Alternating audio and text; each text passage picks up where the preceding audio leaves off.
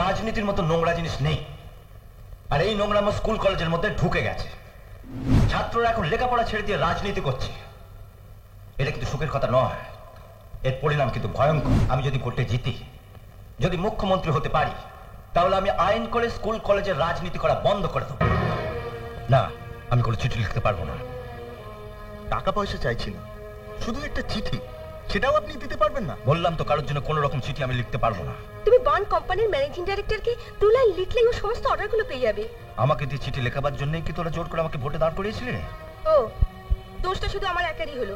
তুমি তোমার নিজের ছেলেকে রঙের কারখানা খুলে দিচ্ছ না? আমি খুলে দিচ্ছি? তুমি বলতে চাও তোমার মদত না পেলে ও রাধেশ্যাম আগরওয়ালের মতো ঝুনো ব্যবসায়ীকে এমনি এমনি হাত করেছে? রাধেশ্যাম আগরওয়াল ও আবার কি? কলকাতার বিখ্যাত প্রমোটার।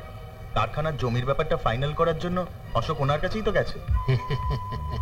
हमें जमी भी दी पे फैक्ट्री बसाए भी दी पे, लेकिन एक बात, आपने अपना फादर के बोले আমার জন্য 10টা মাল্টি স্টোরিড বিল্ডিং का প্ল্যান স্যাংশন করে দিতে হবে, বাস ইতনে ही। আরে 10টা বিল্ডিং কি বলছেন? আপনি যত ইচ্ছে বিল্ডিং করুন, প্ল্যান পাস করে দেওয়ার দায়িত্ব আমার। কি বলো কাকা? হ্যাঁ হ্যাঁ, সব পাস হয়ে যাবে, আর আমি তো পাস করব। বাস বাস। বলছি, আপনার হাতের ঘড়িটা তো দারুণ, তাই না অশোক? এরকম একটা ঘড়ি কবে থেকে খুঁজছি বল। ঘড়িটা আপনার পছন্দ আছে? তাহলে নিয়ে হ্যাঁ, আপনার হাতের ঘড়ি বড় খারাপ দেখায়। খারাপ লাগার কি আছে? উনি যখন দিচ্ছেন নিয়ে নাও। আরে লজ্জার কি আছে? নিয়ে নিন, ধরেন ধরেন মানে ধরেন।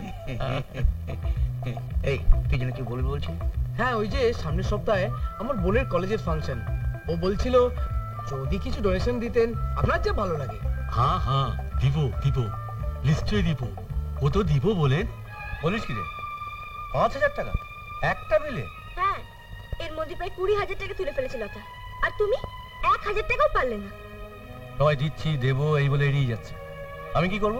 দেখো না বাবা, এতকাল তুমি ছিলে প্রধান অতিথি, এখন প্রধান অতিথি হিসেবে হেড মাস্টার মশাইকে নিয়ে যাচ্ছে। প্রথমেই আমি দর্শকবৃন্দকে আমার নমস্কার জানাচ্ছি, কিন্তু এই ভেবে আমি অবাক হয়ে যাচ্ছি যে আমার মতন একজন সাধারণ প্রাইমারি স্কুলের হেডমাস্টারকে কেন এই কলেজের বাৎসরিক অনুষ্ঠানে প্রধান অতিথি করে আনা হলো। আমি ভোটে দাঁড়িয়েছি বলেই কি? প্রথমেই আমি আপনাদের কাছে হাত জোর করে ক্ষমা চেয়ে নিয়ে বলছি, রাজনীতির মতো নোংরা জিনিস নেই, আর এই নোংরামো স্কুল কলেজের মধ্যে ঢুকে গেছে। ছাত্ররা এখন লেখাপড়া ছেড়ে দিয়ে রাজনীতি করছে। এটা কিন্তু সুখের কথা নয়, এর পরিণাম কিন্তু ভয়ঙ্কর।